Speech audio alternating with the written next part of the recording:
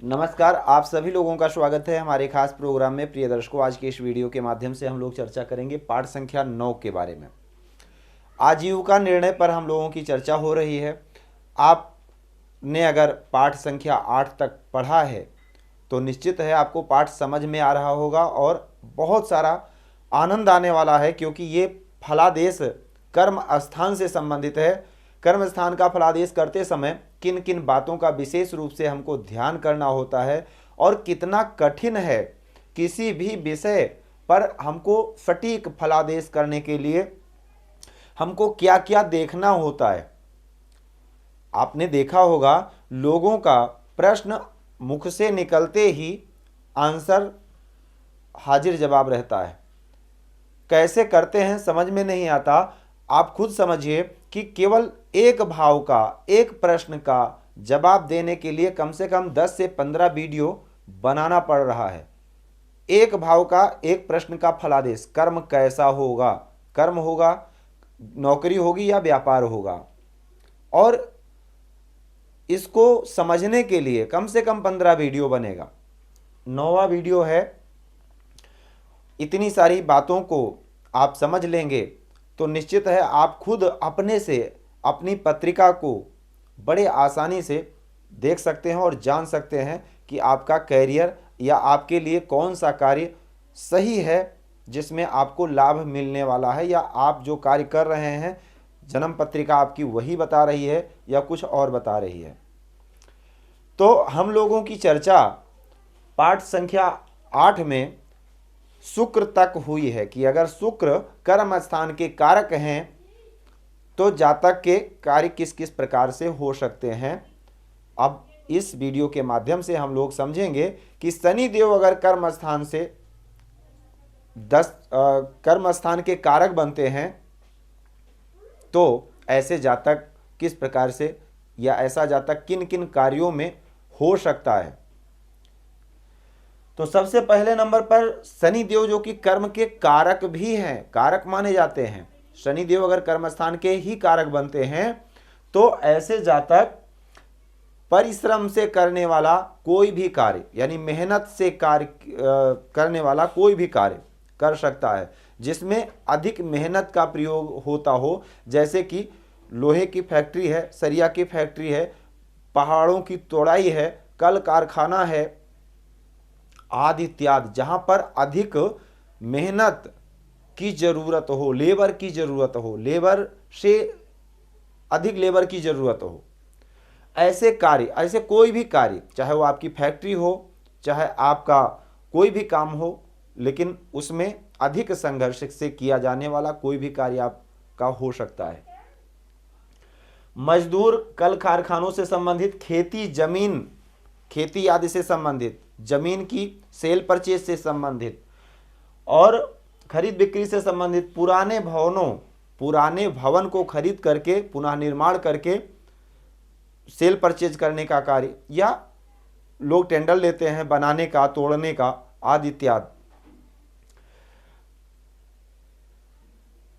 सड़क निर्माण, भवन का निर्माण, सड़क का भी निर्माण कह सकते हैं और भवन का निर्माण ऐसा भी कह सकते हैं ना। सड़क का, रोड का लोग टेंडर लेते हैं, ठेका लेते हैं सड़क निर्माण करने का।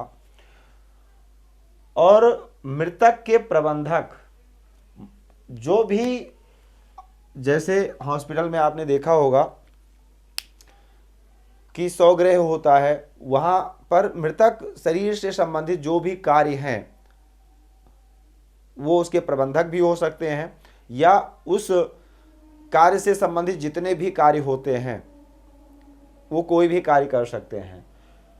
जानवरों के चमड़े व हड्डी आदि के कार्य, कई बार ऐसा भी होता है, कई लोग ऐसा भी चमड़े का व्यापार भी करते हैं। जूता चप्पल अगर देखा जाए आजकल तो कई उसमें आने लगा है, पहले तो चमड़े का ही बनता था लगभग।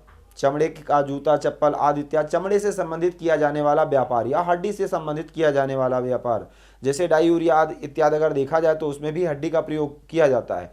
तो ऐसे आप जोड़ सकते हैं। या और वृक्षों की कटाई, फर्नीचर यानी लकड़ी से संबंधित जो भी काम होता है, वृक्षों की कटाई है, फर्नीचर का काम है, मनोवैज्ञानिक,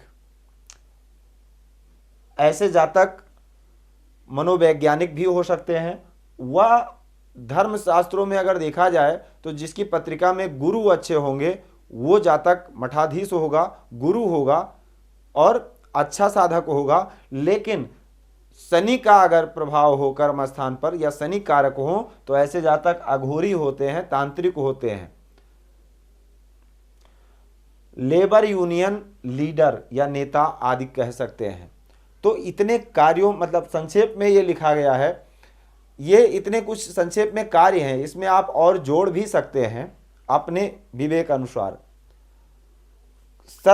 श्रम के माध्यम से जो भी किया जाए कार्य वो उसके कारक शनि देव हैं। और इस प्रकार से अगर आप समझेंगे तो निश्चित है आप अपने कुंडली का भी फलादेश खुद से समझ सकते हैं कि अगर आपके कर्म स्थान यानी लग्न चंद्रमा और सूर्य से दशम स्थान, लग्न चंद्रमा और सूर्य तीनों में से जो बलवान हो उससे दशम स्थान का स्वामी नवांश में किस ग्रह की राशि में है, जिस ग्रह की राशि में है उस ग्रह से संबंधित जातक का कार्य होगा। अब वो ग्रह कौन है? 7 ग्रहों में से जो भी ग्रह हो सबके कारक तत्वों को बताया गया।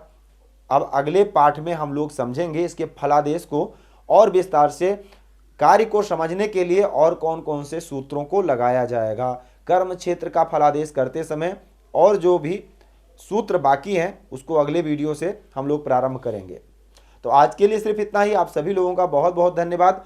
अगर आपको वीडियो पसंद आए निश्चित है आप इसको लाइक करें, शेयर करें और चैनल को सब्सक्राइब कर लेंगे। आने वाला हर वीडियो आपको सबसे पहले प्राप्त हो जाएगा।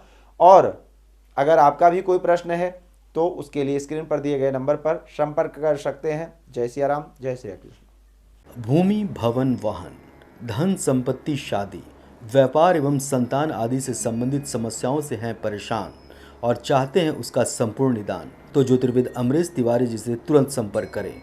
हमारे संपर्क सूत्र हैं 9718504998। हमारे यहाँ वैदिक ब्राह्मणों के द्वारा सभी प्रकार के पूजा पाठ, कर्मकांड, यज्ञ अनुष्ठान, विवाह, गृह कलेश, काल सर्पदोष व नवग्रहों की पूजा आदि कराई जाती है। हमारे यहाँ सभी प्रकार के यंत्र, राशि रत्न, कवच, जन्मपत्री एवं रुद्राक्ष सिद्ध किए जाते हैं।